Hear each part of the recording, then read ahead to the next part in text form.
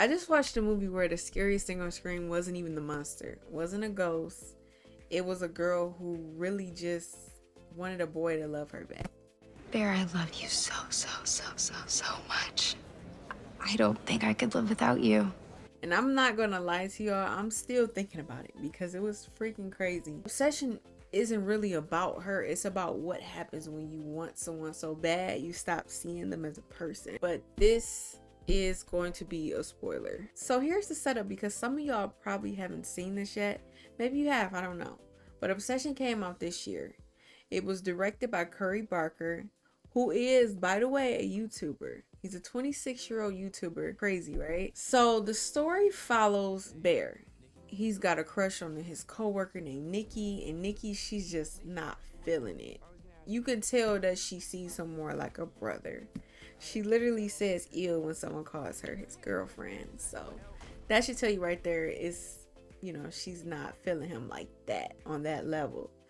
So Bear does what any rational person would do. He buys a magical wish-granting tree. It's called the One Wish Willow. You love me more than anyone in the entire world. And he wishes for Nikki to love him more than anything in the world. It works. And then everything goes very, very wrong. When I say wrong, like it goes left. Now here's where it gets interesting, because this movie is being marketed as a slasher possession type film, but that's not really what it is. If you think of it as a psychological horror movie, once the wish kicks in, Nikki comes back to the car and she's different. She's into Bear now, but it's weird. It's very off. Curry Baker said he intentionally put her into this uncanny valley where you don't know how to feel about her. You can't tell if you should be scared or happy for Bear or uncomfortable. And that's exactly what it feels like watching it. She's like something pretending to be a woman in her 20s and it doesn't quite know how. The way her obsession escalates, it mirrors real toxic relationship patterns, like actually mirrors a toxic relationship. First, she's awkward and nervous, normal new relationship stuff. Then she starts lying. She tells Bear her dad has cancer. She's just making up things. And obsessive people do this in real life. They lie to secure somebody's affection. Then she positions herself at the foot of his bed to watch him sleep. It would make me so uncomfortable if somebody watched me sleep like that. The need to keep eyes on the person you love at all times, because if you look away for 1 second, they might slip away. That's real behavior. Then she duct tapes the front door. Complete isolation. Control over who he sees and where he goes. And y'all, Bear sees all of this. He sees it and he keeps trying to make it work. And I think because he wants it to work, but you can't make somebody love you, you know? He's obsessed too, just not supernaturally.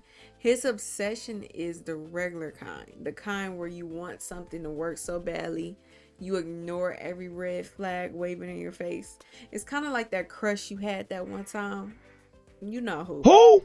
You know, we've all had that one crush. And this is where I think the movie gets really smart, because Ian, Bear's best friend, thinks Bear is taking advantage of Nikki. But Sarah, their mutual friend, thinks Nikki is taking advantage of Bear. They're looking at the same relationship and seeing the exact opposite thing. And that's how it is in real life.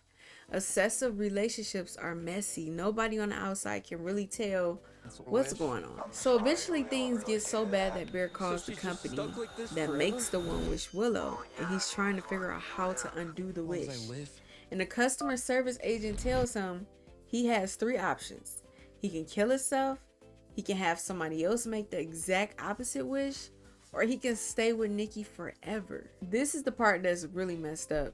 The agent puts the real Nikki on the phone. She's still in there somewhere. She's screaming, she's trapped. She knows what's happening, but she can't stop it. Can you imagine that? Like something taking over your body, can't get back to yourself. If that isn't a metaphor for what obsessive thinking feels like, I don't know what is.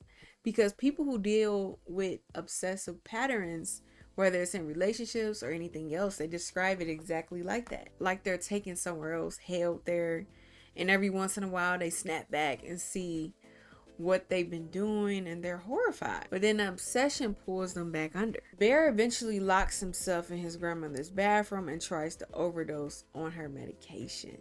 That's how serious these things are getting. He changes his mind at the last second and tries to throw up the pills, but it's too late. And this is where it gets so crazy. The final shot shows the One Wish Willow box on the coffee table with a crack in it, which means Nikki made a wish too.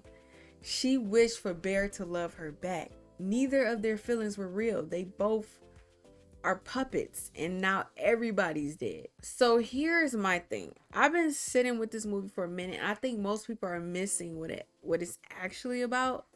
Everybody focused on Nikki, the scary girlfriend, which she is really scary. The crazy lady, and yeah, she does these terrifying things, but the movie isn't really about her. The movie is about Bear.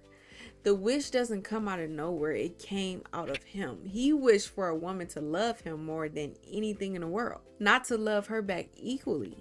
Not to have a healthy, mutual type relationship. And the Willow just gave him what he asked for.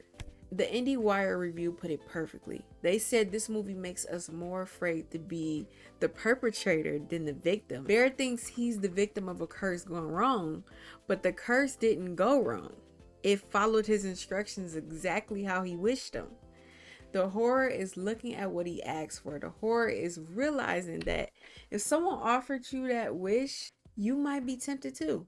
And I think that's why the movie is blowing up. Not because of the gore, the scares, because it holds up a mirror and shows us what happens when you confuse love. The monsters in From have claws and teeth, but the monster in Obsession is just a guy who couldn't take no for an answer. He could have built a friendship with her, and eventually it might have led to that down the line, but he didn't wait around to see.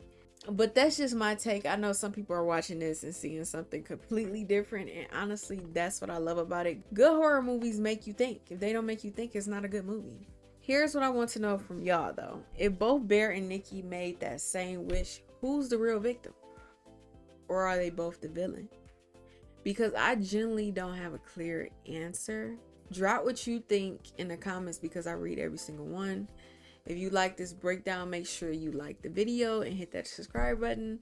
I do deep dives into horror movies and shows through a more psychological lens. What works, what doesn't, and what it actually means. From season 4 theories are coming next. But that's it. I'm going to let y'all go. Watch the movie if you haven't. It's really, really good. Just maybe don't watch it with somebody you got a crush on. Trust me on that one.